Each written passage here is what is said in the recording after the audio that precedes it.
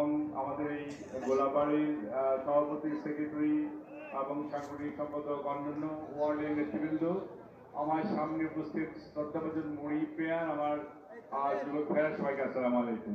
আসলে বৃষ্টি পড়ছে, আমি কিন্তু এই মিটিং না করে আমি হাত মিলাতে চাই মানুষের সাথে।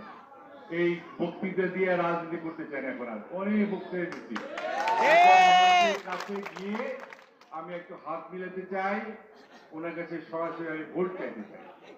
আমার এখন আর কোনো কাজ না, বহুত মিটিং করেছি, বহুত বড় বড় করেছি না, কত বড় বড় বড় আপনার সভা করেছি, মিছিল করেছি। তো আজকে এই পথসভার জন্য আপনাদের কাছে এসেছি, আপনারা এখানে এসছেন। আসলে এই সময় নাই, কিন্তু আমাদের এই ফেব্রুয়ারির 15 তারিখের মধ্যে কিন্তু নির্বাচন হবে। আমরা কিন্তু দীর্ঘ প্রায় 17-18 বছর কোনো নির্বাচন দেখি নাই, ভোট দিতে পারি নাই। সুতরাং আজকে সুযোগ আসছে, এই আগামী ফেব্রুয়ারির মধ্যে একটা নির্বাচন হবে, সেই নির্বাচনে আপনাদের কাছে আমরা ধান হিসেবে ভোট চাই। আমি আমার নেত্রী এবং নেতা নেত্রী বেগম খালেদা জিয়া, আমার নেতা তারেক রহমান সাহেব আমাকে পাঠিয়েছেন সেবা করার জন্য। রাজনীতি করি ভাই, কিছু তো করেছি, মধুপুর ধনবাড়ি কিছু করেছি না, 25 বছর কিন্তু আপনাদের পাশে দাঁড়িয়ে আছি।